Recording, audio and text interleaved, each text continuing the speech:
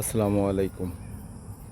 আজকের ভিডিওটা শুধু তাদের জন্য ট্রাস্ট ব্যাংকে যাদের অ্যাকাউন্ট আছে এবং সেই অ্যাকাউন্টে যে মোবাইল নাম্বার দেওয়া আছে সেটা ভুলবশত ভুলে কোনো অন্য আরেকটা নাম্বার দিয়েছেন, অথবা নাম্বারটা আপনার পরিবর্তন করা একান্ত জরুরি। সেই নাম্বারটা কিভাবে আপনি পরিবর্তন করবেন সেটা নিয়ে আজকে আমি একটা ভিডিও তৈরি করব।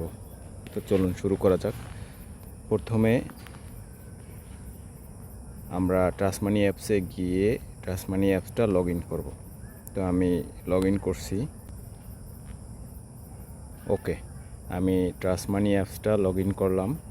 লগ ইন করার পরে এখন দেখেন কিউআর পেমেন্ট নামের একটা নিচে একবারে সবার নিচে কিউআর পেমেন্ট নামের একটা লেখা আছে। তো এইখানে এটার উপরে দেখেন যে একটা কালো রেখা আছে। এই রেখাটা ধরে উপরের দিকে স্ক্রল করবেন। দেন এই যে দেখেন নিচে কন্ট্যাক্ট লেখা আছে। তো এই কন্ট্যাক্টের এখানে আপনি টাচ করবেন। এই যে আমি টাচ করলাম। টাচ করার পরে দেখেন এখানে লেখা আছে ইমেইল ফিডব্যাক। তা আমি ইমেইল ফিডব্যাকে ট্যাপ করব। তো এইরকম একটা ইন্টারফেস আসবে। তো সিলেক্ট কমপ্লেন টাইপ, আমি কোন টাইপের কমপ্লেন আমি তাদের কাছে রাখব। তো এখানে আমি ট্রাস্ট মানি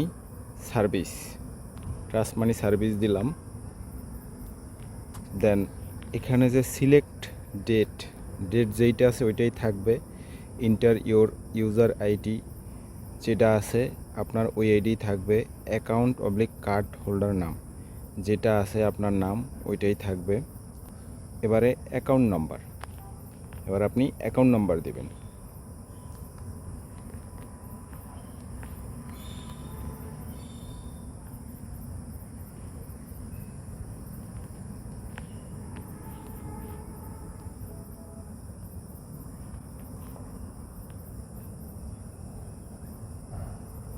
ওকে, আমি আমার অ্যাকাউন্ট নাম্বারটা দিয়ে দিলাম।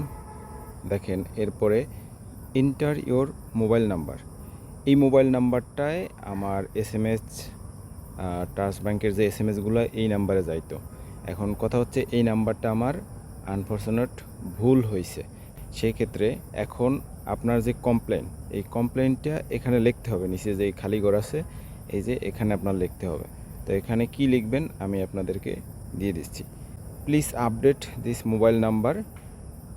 যে নাম্বারটা আমি পরিবর্তন করব সেই নাম্বারটা তো ওখানে আছে, নতুন যে আপডেট নাম্বারটা দিব সেই নাম্বারটা আমি এখানে দিয়ে দিলাম।